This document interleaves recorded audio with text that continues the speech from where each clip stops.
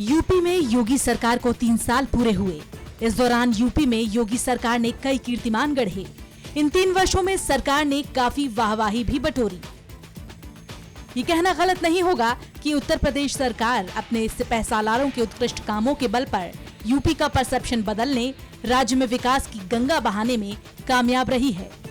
इसमें अपना अतुलनीय योगदान दिया है उत्तर प्रदेश के ग्राम्य विकास मंत्री ने। इनके बारे में कुछ जानने से पहले ये जानना जरूरी है कि ये देश के कुछ चुनिंदा नेताओं में से हैं, जिनका नाम क्षेत्रवासियों में विकास पुरुष के नाम से मशहूर है। 20 अक्टूबर 1954 को प्रतापगढ़ जिले में जन्मे राजेंद्र प्रताप सिंह उर्फ मोती सिंह का राजनीतिक करियर 1983 में शुरू हुआ। मगरौरा से वो पहली बार ब्लॉक प्रमुख के रूप में निर्वाचित हुए। अब तक 3 बार विधायक रह चुके हैं। साल 2003 में इन्होंने उत्तर प्रदेश के राज्य मंत्री के कृषि मंत्री के रूप में भी काम किया है और अब ये ग्राम विकास मंत्री हैं। तो ये था इनका राजनीतिक करियर जो बदस्तूर जारी है। अब जब देश में कोरोना संकट सुरसा की तरह मुंह बाए खड़ा है, अब जब देश में लॉकडाउन भले ही कई लोगों के लिए मुसीबत का सबब बना हो, लेकिन उत्तर प्रदेश में विकास की गंगा रुकी नहीं। इस वक्त भी काबीना मंत्री राजेंद्र प्रताप सिंह उर्फ मोती सिंह ने 19 नदियों का बीड़ा उठाया। मनरेगा के तहत प्रवासी मजदूरों को काम किया। उन्हें नदियों को पुनर्जीवित करने के काम में लगाया, जिससे नदी तालाबों का पुनरुद्धार हो रहा है। खेत खलिहान मजबूत हो रहे हैं। गांव का हर आदमी मजबूत हो रहा है। ग्रामीण बाहुल प्रदेश में 1 लाख से भी ज्यादा गांव की तकदीर और तस्वीर संवर रही है। मेरा देश बदल रहा है, उत्तर प्रदेश बदल रहा है।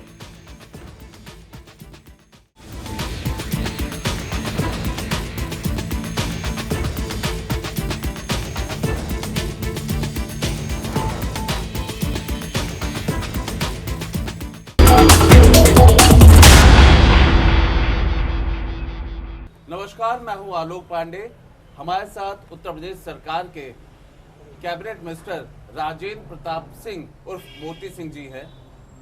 अहम बात और मसला यही है कि कोरोना के बाद एक बड़ा सवाल उठ रहा है कि आखिर अब कैसे इसके आगे बढ़ेंगे, कैसे सरकार काम करेगी, और सबसे ज्वलंत प्रश्न है प्रवासी मजदूर। सबसे पहले तो मंत्री जी आपका स्वागत है। धन्यवाद।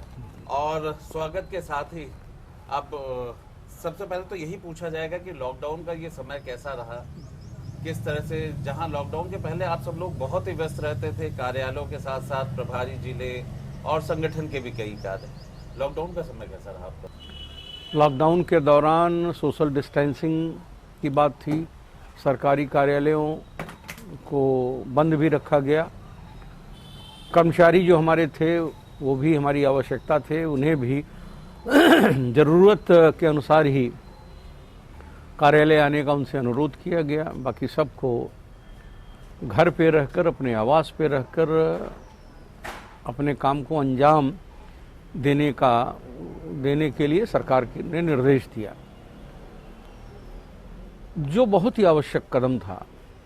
और उत्तर प्रदेश के मुख्यमंत्री जी योगी आदित्यनाथ जी के भी श्रम को देख रहे हैं, परिश्रम को देख रहे हैं, उनकी भावनाओं को देख रहे हैं कि उनके लिए इस समय सर्वोच्च प्राथमिकता उत्तर प्रदेश के 23 करोड़ लोगों को कोरोना से बचाने का और उन्हें सुरक्षित रखने का है। जहां उन्होंने कोरोना से बचाने के लिए दिल खोल के उत्तर प्रदेश के खजाने को खोला, वहीं जो हमारे प्रवासी श्रमिक, किसान और श्रमिक, इन 2 वर्गों के लिए भी उन्होंने अपनी विशेष चिंता को प्रदर्शित किया, और प्रदर्शित ही नहीं किया, उसे सुनिश्चित किया। जो हमारे श्रमिक थे उनको 1000 रुपये की तत्काल सहायता दी गई, मुफ्त राशन दिया गया। प्रवासी श्रमिकों को मनरेगा, जो मेरे विभाग का भाग है, मुख्यमंत्री जी की ही कृपा से, मुख्यमंत्री जी के आशीर्वाद से मनरेगा ने उत्तर प्रदेश के 40 लाख से ऊपर श्रमिकों को काम में लगाया। और खुशी की बात हमारे सामने ये है कि हमारा लक्ष्य 50 लाख का था, लेकिन कल तक 67 लाख लोगों ने मनरेगा में काम मांगने का प्रयास किया। 40 के ऊपर हमने दिया है, 27 इन वेटिंग हैं जो प्रोसेस में है। और मुझे तो लगता है कि उन 67 लाख को भी योगी जी की कृपा से ग्राम्य विकास विभाग मनरेगा में काम देगा। और अगर 67 लाख से ऊपर भी जाने की ज़रूरत होगी तो भारत सरकार की कृपा है, प्रधानमंत्री जी का विशेष पैकेज मिला है, 40,000 करोड़ मनरेगा में मिला है। ये प्रधानमंत्री जी की ही कृपा से ये संभव हुआ है। और उत्तर प्रदेश के मुख्यमंत्री जी ने भारत के ग्रामीण विकास मंत्री जी को, प्रधानमंत्री जी को, इन दोनों का उन्होंने ध्यानाकृष्ट किया है। और मैं तो उनका सहयोगी मंत्री हूँ। जितने विभाग हैं सब उनकी मुख्यमंत्री की कृपा पे संचालित होते हैं। मैं तो यही मानता हूँ कि मुख्यमंत्री जी को ग्राम्य विकास विभाग का पूरा आशीर्वाद प्राप्त है, उनका विश्वास प्राप्त है। यही वजह है कि पहले ग्राम विकास का महत्व तो था ही था, अब जितना महत्व हो गया है, मुझे लगता है एमएसएमई के बाद अगर कोई दूसरा विभाग सबसे प्राथमिकताओं पे होगा वो आपका विभाग होगा। अब चुनौती आपके पास बहुत ज़्यादा होगी। एक सबसे बड़ी बात चुनौती में कहा जाए कि जहाँ पे 27 लाख प्रवासी मजदूर उत्तर प्रदेश में आए हैं वो हमारे ही इस राज्य के हैं, बाहर जाके काम करते थे। एक तो ये कि वो घरों में रहें, अपने ही गांव में रहें, एक ये बात आपको सुनिश्चित करनी है। और जहां दूसरी बात ये है कि जॉब कार्ड मनरेगा के तहत और भी 2-3 जो योजनाएं हैं प्रधानमंत्री की इस विभाग में, उसके तहत क्या क्या शुरू हो चुका है, क्योंकि अब कहीं ना कहीं निगाह आपके विभाग और मंत्री क्या कह रहे हैं इस पे जरूर होगा। प्रवासी मजदूरों का आगमन अपने गृह प्रदेश में सुनिश्चित हो, ये मुख्यमंत्री जी की प्राथमिकता थी। और मुख्यमंत्री जी ने उसके लिए ट्रेन की व्यवस्था कराई, उसके लिए बसों की व्यवस्था कराई, उनको पास जारी हो, अपने निजी साधनों से भी वो आए। और जो लौटा उसे आवश्यकता अनुसार शासकीय व्यवस्था जो उपलब्ध थी उसमें होम क्वारंटाइन करने की बात कही गई, अनुरोध किया गया। जो होम क्वारंटाइन होने लायक थे उन्हें होम क्वारंटाइन किया गया। और जो संक्रमित थे उन्हें उनके इलाज के लिए अस्पतालों में एडमिट करा के उनका इलाज कराया गया। और खुशी की बात उसमें यह है कि 23 करोड़ के इस प्रदेश में जो फिगर 1 जून को ओपन हुई वो कुल 8191 संक्रमित की हुई। 23 करोड़ का मैं अगर इसकी प्रतिशत का आकलन करेंगे तो प्रतिशत बड़ा न्यून है। हाँ। लेकिन वो 8191 भी उत्तर प्रदेश की आवश्यकता है। और मुख्यमंत्री जी की इच्छा है कि 8191 में किसी को कोई क्षति न पहुंचे। लेकिन ईश्वर के आगे सब को नतमस्तक होना पड़ता है। लेकिन योगी जी का जो प्रयास है उसका परिणाम यह है कि आधे से अधिक जो संक्रमित थे वो स्वस्थ होकर अपने घर को चली गई। और वो संख्या आधे के लगभग है, 4000 के आसपास है।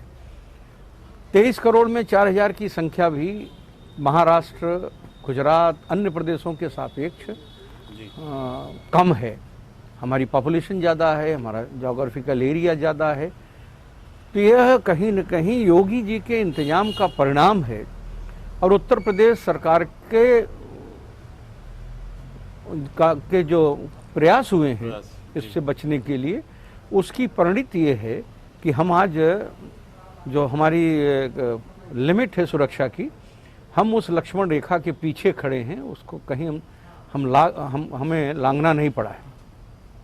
तो इसलिए उन्हें रोजगार देना, सरलतापूर्वक जॉब कार्ड देना, जब तक जॉब कार्ड न बने उन्हें राशन देना, जब तक उन्हें काम न मिले 1000 रुपये की राशि देना, किसान सम्मान निधि की धनराशि उनके खातों में भेजना, अपने जो वृद्ध हैं, विधवा हैं, बेसहारा हैं, उनको पेंशन देना। लक्ष्य यह है उत्तर प्रदेश सरकार का, और लक्ष्य है उत्तर प्रदेश के मुख्यमंत्री का। प्रधानमंत्री जी के आशीर्वाद से मार्ग प्रशस्त किया प्रधानमंत्री जी ने, सूत्र दिया प्रधानमंत्री जी ने। जो प्रधानमंत्री जी ने रास्ता बताया उत्तर प्रदेश की सरकार ने उसे 100% फॉलो किया। और उसको स्वीकार करते हुए उससे बेहतर क्या और हो सकता है, जो हम लोगों की समझ में आया, प्रधानमंत्री जी का जो आशीर्वाद मिला था उसमें जो हम बेहतर जोड़ सके हमने जोड़ा उसको। और आज उत्तर प्रदेश की जनता का इतना सुंदर विश्वास योगी जी के नेतृत्व को मिला है, वह उदाहरण बना है देश के अन्य राज्यों के लिए, और देश के ही नहीं विश्व के ऐसे संगठन जो इस इंतजाम का आकलन कर रहे हैं, समीक्षा कर रहे हैं। WHO इसके लिए मैं मानता हूं कि एक बहुत ही सर्टिफाइड एजेंसी है कि उनके संदेश को, उनके विचार को, उनके आकलन को पूरी दुनिया स्वीकार करती है। तो WHO ने उत्तर प्रदेश के मुख्यमंत्री और देश के प्रधानमंत्री की जो योजनाएं थी उसे ऑप्ट किया, उसे अपने यहाँ लागू किया, और सोशल डिस्टेंसिंग और लॉकडाउन का पालन करके मैं मानता हूं कि विश्व के अन्य राष्ट्रों को भी इसका लाभ मिला। और लाभ ही नहीं मिला कि हमारे यहाँ क्लोरोक्विन SCQS नाम की ड्रग थी, अभी तक कोई दवा इसके लिए हम खोज नहीं सके थे। अमेरिका जैसे विकासशील राष्ट्र ने हमारे प्रधानमंत्री से अनुरोध करके SCQS टैबलेट को मांगा और हमने भेजा। तो मैं समझता हूं कि उसकी वैक्सीन धन्यवाद दिया और भारत के इंतजाम की उन्होंने प्रशंसा भी की। तो ये इतना अच्छा मौका है श्रमिक मजदूरों के लिए। विभाग से क्या क्या तय हो गए हैं, अभी कितनों को लाभ मिल गया है, अलग अलग स्कीम में क्या क्या हो गया? मंत्री जी आपके पास आंकड़े भी रखे अभी हैं? मनरेगा में हमने काम दिया है मजदूरों को, जो श्रमिक हमारे आए हैं उन्हें काम से जोड़ा है कि वो भूखे न रहें, उनकी आमदनी रहे, अपने परिवार को पाल सकें। 260 कार्यों से अधिक हमारे पास मनरेगा में करने को है। हम प्रधानमंत्री आवास बनाते हैं, मुख्यमंत्री आवास देते हैं लोगों को, हम मनरेगा में सड़क बनाते हैं, पुल पुलिया बनाते हैं, उनके खेत का समतलीकरण करते हैं, बायो फर्टिलाइज़र का इंतजाम करते हैं, ऑर्गेनिक फर्टिलाइज़र का इंतजाम करते हैं। उसके अलावा निजी लाभ के काम, कैटल शेड हम बनाते हैं, पेड़ लगाते हैं, औषधि वृक्ष लगाते हैं, फलदार वृक्ष लगाते हैं, ये सब हम गरीबों के लिए करते हैं। तो गरीबों के लिए पंचायत राज विभाग भी हमारा है, जिसके हमारे साथी मंत्री हैं चौधरी भूपेंद्र सिंह जी, वो भी बहुत ही सजग हैं। गांव सभाओं के माध्यम से भी सैनिटाइजेशन करने का, कैसे हम फॉगिंग मशीन से अपने गांव को ठीक करें, संक्रमण मुक्त करें, उसका भी इंतजाम योगी जी के नेतृत्व में हो रहा है। स्वास्थ्य विभाग काम कर रहा है, MSME कर रहा है, आपने बताया। तो योगी जी चाहते ये हैं कि हमारा श्रमिक, उत्तर प्रदेश का श्रमिक अब उत्तर प्रदेश के बाहर न जाए।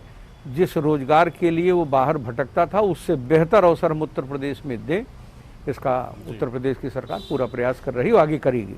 अच्छा, एक बात बताइए, एक प्रश्न मन में उठ रहा है कि जो प्रवासी मजदूर बड़े मुश्किलों से, कठिनाइयों से आए इस आपदा के, उसमें उन्हें लगा कि कहीं ना कहीं अपना ही घर अपना होता है।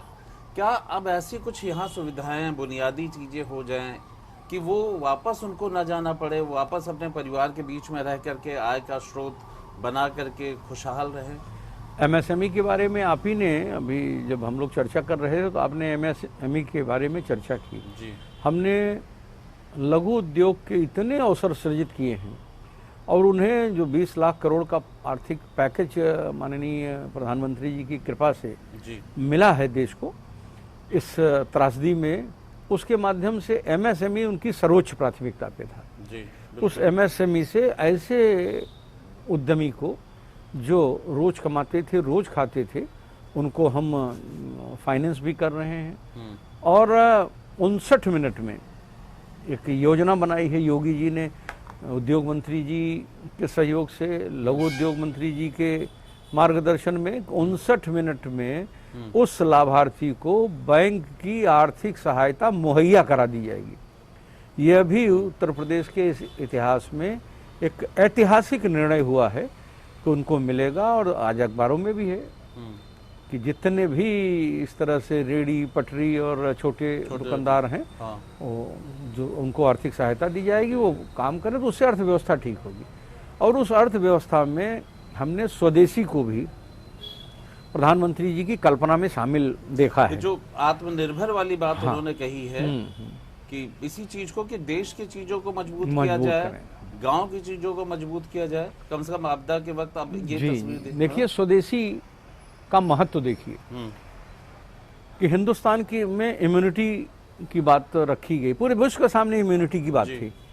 उस इम्यूनिटी में हमारे आयुष मंत्रालय ने काली मिर्च की बात की, सोंठ की बात की, धनिया की बात की, अदरक की बात की, और जो हमारे हर्बल है, मेडिसिनल प्लांट्स हैं या कंपोनेंट्स हैं, उनकी बात की कि उनका काढ़ा पीने वालों की इम्यूनिटी इम्प्रूव हो गई। हाँ। नींबू पीना है, संतरे का जूस पीना है, पालक का सूप पीना है, ये सब हिंदुस्तान की पृथ्वी पर हम पैदा करते हैं।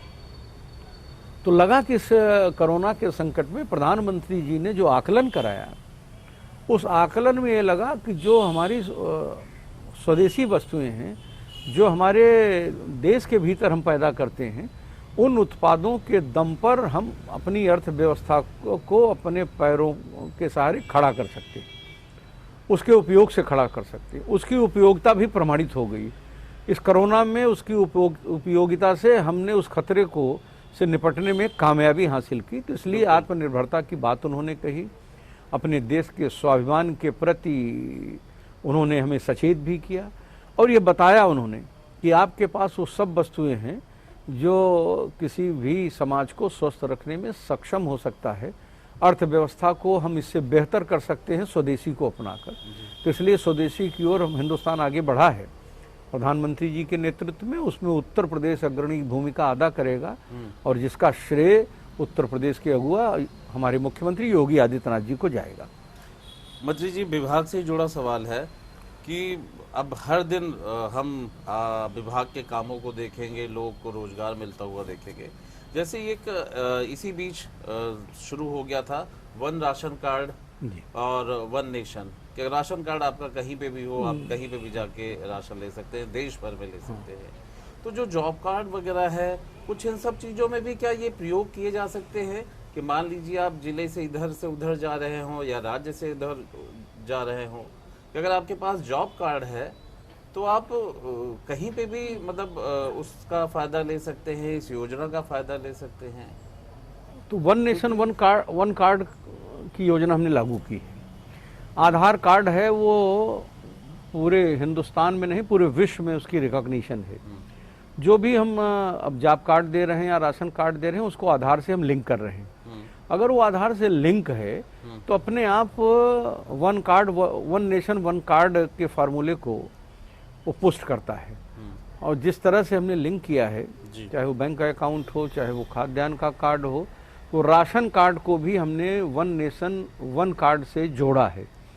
आदमी, प्रतापगढ़ का आदमी अगर दिल्ली में भी राशन लेना चाहेगा तो सब चीज़ें ऑनलाइन हैं, लिंक्ड हैं, कि एक क्लिक पे मालूम हो जाएगा कि हमने ये कार्ड हमारा इस ज़िले से बना है, हमारी ये एलिजिबिलिटी है, हमें इतना अनुमन्य है, उतना राशन जो देगा वो ऑनलाइन फीड हो जाएगा। पूरे देश में वो फीडिंग दिखेगी।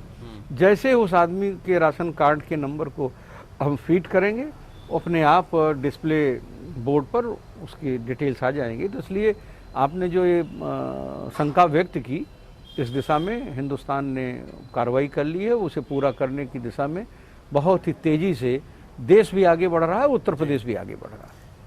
अब थोड़ा विभाग से जुड़े कुछ एक दो ऐसी चीज़ें हैं, क्योंकि बिल्कुल जनता से जुड़ा हुआ है, प्रधान गांव और गांव के लोगों से जुड़ा हुआ है।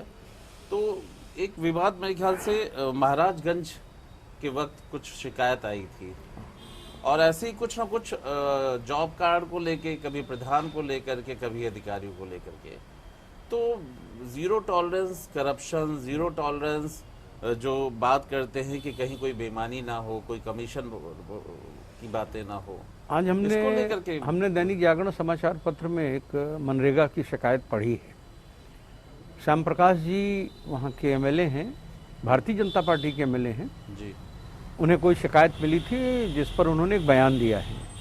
हमने भी पढ़ा, और हमारे राज्य मंत्री आनंद स्वरूप शुक्ला जी हैं जी, उन्होंने मुझे फ़ोन किया। तो मैंने उनसे निवेदन किया है अपने राज्य मंत्री जी से, कोई 11 बजे जनपद हरदोई के भ्रमण पर जा रहे हैं, जिसमें ग्राम्य विकास विभाग के वो अधिकारी जो मनरेगा से ताल्लुक़ रखते हैं वो भी उनके साथ जा रहे हैं, और हरदोई जनपद के सभी जिम्मेदार अधिकारियों को वहाँ के जनप्रतिनिधियों के बीच एक विचार विमर्श हो, इसके लिए मैंने राज्य मंत्री जी से अनुरोध किया है और 11 बजे उस बैठक को लेंगे। उसमें जो भी गलती पाई जाएगी, जो दोषी होगा उसके खिलाफ कड़ी से कड़ी कार्रवाई की जाएगी। मनरेगा के इस पवित्र कार्यक्रम को अपने प्रवासी श्रमिकों के पेट भरने के लिए हमने शुरू किया है, उनकी मदद के लिए मुख्यमंत्री जी ने शुरू किया है। इसमें जो गलती करेगा, चाहे वो जिस स्तर का अधिकारी होगा, जिस स्तर का व्यक्ति होगा, उसके खिलाफ हम जो मानवता के विपरीत प्रयास करेगा उसके खिलाफ सख्त कार्रवाई करेंगे। मंत्री जी, क्या हम इसको एक बार चुनौती के रूप में और खास तौर पे चेतावनी के रूप में ले लें कि आपदा के बाद अब अगर किसी ने मनरेगा में किसी अधिकारी या प्रधान या किसी ने भी जॉब कार्ड के साथ खिलवाड़ किया तो उसको फिर बहुत बुरी सजा भुगतनी पड़ेगी? अभी तो हमने जॉब कार्ड को बहुत सरल बनाया है जी। हर आने वाला उत्तर प्रदेश का वासी अगर काम चाहता है तो उसे हम जॉब कार्ड देंगे।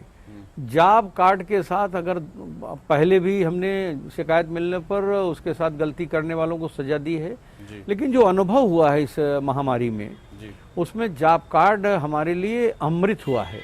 वो हमारे लिए संजीवनी का काम है, हमें जीवन दे रहा है। वो भूखे पेट को की क्षुधा को वो शांत कर रहा है। इसलिए जीरो टॉलरेंस की नीति हमारे मुख्यमंत्री की है, उस पर हमारा विभाग काम कर रहा है और आगे जीरो टॉलरेंस को इंश्योर करने में हम आपका भी सहयोग चाहेंगे, समाज का भी सहयोग चाहेंगे और अपने विभाग का भी सहयोग चाहेंगे। इसमें अगर विभाग सहयोग नहीं करेगा तो जो उसके लिए जिम्मेदार होगा हम उसके खिलाफ कार्रवाई करने में कहीं कोई संकोच भी नहीं करेंगे। जैसे कई बार होता है कि कुछ नंबर जारी हो जाते हैं, कुछ साइट्स बना दी जाती हैं कि आप अपनी अगर ऐसी कोई भ्रष्टाचार या इस तरह की शिकायत है तो क्या इस तरह की चीज़ का भी होगा? अभी हमारे प्रमुख सचिव मनोज कुमार सिंह जी हैं जी, उन्होंने कुछ चीज़ों को फुल प्रूफ करने के लिए कुछ इंतजाम किए हैं कि उनकी अटेंडेंस मोबाइल पे होगी। जी। हम एक जीपीएस सिस्टम आप जानते ही हैं, उस पैटर्न को इस मनरेगा को भ्रष्टाचार मुक्त करने में हम लागू करना चाहते हैं कि जिस तरह से हम ट्रैक कर सकते हैं। जैसे हमने खाद्यान्न में शुरू किया है, मुख्यमंत्री जी के पास वो विभाग है, मुख्यमंत्री जी ने एक नया मार्ग प्रशस्त किया है। हम उस पैटर्न को ग्राम्य विकास में भी लागू करना चाहते हैं और मनरेगा को कैसे हम नियंत्रित रख सकें, कैसे श्रमिक का हक उसके तक पहुंच सके, उसमें कहीं बीच में कोई लीकेज न हो, उस दृष्टि से कुछ इंतजाम हमने नए किए हैं जिसका प्रयोग हमने शुरू किया है। तो मुझे लगता है कि आने वाले दिनों में वो जीपीएस पैटर्न पर ही हम मनरेगा के मजदूरों की मदद करेंगे, उनके साथ किसी भी प्रकार की कोई बेईमानी न हो इसे सुनिश्चित करेंगे। कुछ सवाल प्रतापगढ़ से भी बनते हैं, वहाँ से राजनीति शुरू हुई, ब्लॉक से आपने राजनीति शुरू की, विधायकी, और कई बार आप विधानसभा पहुँचे, मंत्री बने, कैबिनेट मंत्री हुए, तो न सिर्फ विभाग को समझने में आपको बहुत आसानी हो रही होगी, पर प्रतापगढ़ को लेकर के अगर बात करें तो अभी भी लगता है कि विकास जो है वहाँ उस तरह से नहीं हुआ। एक आपने सनई शोध केंद्र बनाया था, उस सनई शोध केंद्र जो कि प्रतापगढ़ में सनई बहुत होती थी जी, तो न शोध केंद्र बहुत अच्छा काम कर रहा है और लगता है जैसे विकास भी उसी हिसाब से नहीं हुआ जिस तरह से। देखिए, जब सनई का उत्पाद हमारे पास था, जूट का काम अच्छा था, हम टाट पट्टी बनाते थे, लेकिन वो सनई का उत्पादन जब कम हुआ तो उसकी उपादेयता भी कम हुई। तो इस समय प्रतापगढ़ में अब किसान प्रोडक्टिव खेती करना चाहता है, तो सनई की खेती और जूट उद्योग भी हमारे यहाँ कमज़ोर हुआ। कारण उसका है कि बच्चे टेक्निकली बड़े साउंड हो गए हैं तो और बड़ा काम करना चाहते हैं जी। तो इसलिए है, केवल हम इतना समाज के लोगों से कहना चाहेंगे कि कुछ लोग राजनीतिक लाभ के लिए जातीय संघर्ष को बड़ा बल दे रहे हैं जी। बल देने का काम करते हैं, उससे उनको बचना चाहिए। अपने राजनीतिक लाभ के लिए वोट की लालच में इस समाज के भाईचारे को अगर तोड़ने को बल देंगे तो मैं समझता हूँ कि ठीक नहीं। वो सभी राजनीतिक दलों के लिए वो है कि सर्व समाज को एक साथ रहने में वो सहयोग करें, उनसे ये अपील करें। और अगर कहीं इस तरह की बात आती है तो सामाजिक समन्वय का प्रयास करें, उन्हें भड़काने का प्रयास न करें। कुछ अपने जो हमारे समाज के जिम्मेदार लोग हैं, चाहे वो राजनीतिक दल के लोग हों, चाहे समाज के लोग हों, उनसे मेरा निवेदन है कि उत्तर प्रदेश के मजबूत भाईचारे को खंडित न होने दें, उसमें जहाँ भी आवश्यकता हो अपना सहयोग दें। इसी प्रश्न के साथ मैं समाप्ति भी करूंगा कि आत्मनिर्भर भारत का जो नारा दिया गया है, लोकल वोकल एंड ग्लोबल, जो कि बहुत हद तक आपके उसमें विभाग में समाहित भी होता है। आपकी राजनीति में भी बहुत कुछ इस विभाग को खूब देखा है, ब्लॉक स्तर से लेकर के। तो हम माने कि अब स्वदेशी चलन ज्यादा हो जाएगा, पेड़ों में हो सकता है स्वदेशी और हर्बल इस तरह की चीजें लगाई जाए, जो कि एक लंबी दूरी तक अर्थव्यवस्था को भी लेके जाए। और हम उसे लगा रहे हैं। आप ऑर्गेनिक टी पीते हैं जी, आप तुलसी के रस को का प्रयोग करते हैं, सहजन के पेड़ की जो औषधि के उसके औषधीय गुण है वह बड़ी सुगमता से हमें उपलब्ध है। तो ये हम कर रहे थे, लेकिन जो आपने बात अभी की कि ग्लोबल इंडिया, लोकल वोकल और ग्लोबल इंडिया की बात आई है, तो देश के प्रधानमंत्री जी ने जो मत व्यक्त कर दिया है, मैं तो भारतीय जनता पार्टी का कार्यकर्ता हूं, जो उनका संदेश है और उत्तर प्रदेश के मुख्यमंत्री का निर्देश है, भारतीय जनता पार्टी के कार्यकर्ता के रूप में, प्रदेश सरकार के मंत्री के रूप में उसका 100% हम पालन करेंगे और स्वदेशी को मजबूत करके अपनी अर्थव्यवस्था को पे हम इस देश को खड़ा करने में जो भी योगदान कर सकेंगे उस योगदान के लिए भरसक, अथक और एक मजबूत प्रयास करेंगे। जी, हमारे साथ उत्तर प्रदेश के कैबिनेट मिनिस्टर राजेंद्र प्रताप सिंह उर्फ मोती सिंह। ये इंटरव्यू इसलिए भी महत्वपूर्ण है, इनकी हर बात इसलिए भी महत्वपूर्ण है क्योंकि श्रमिक मजदूरों के अब जो दूसरी लड़ाई है वो उनके पेट की है, उनके खाने की है, घर चलाने की है। ऐसे में ग्राम विकास का जो योजनाएं हैं, जो जॉब कार्ड है, जो मनरेगा है, वो सबसे बड़ी राहत दे सकती है। इसलिए अब अगर कहा जाए तो सरकार का एक बहुत बड़ा जिम्मेदारी का विभाग ग्राम विकास हो चुका है। मनरेगा एक ऐसी योजना पहले से भी थी और अभी भी है कि जिस पे अब हमारी निगाह रहेगी, क्योंकि श्रमिक जो बाहर से आए हैं और वो लोग जो यहीं पे रहते हैं लेकिन इस आपदा काल में, इस कोरोना के काल में कहीं ना कहीं मुश्किलों में थे, पेट के लिए उन्हें ऐसा लगा कि अब कहाँ देखें, तो सरकार की तरफ से पैकेज भी है, ग्राम विकास को एक बड़ा बजट भी मिला है और अब सबसे बड़ी बात होगी कि इन श्रमिकों को कितना राहत मिलता है। मंत्री जी, आप हमारे साथ रहे, सवालों का जवाब दिया, बहुत बहुत शुक्रिया, धन्यवाद।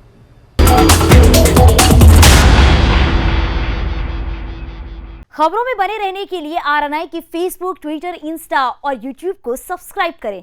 बेल आइकन दबाना ना भूलें।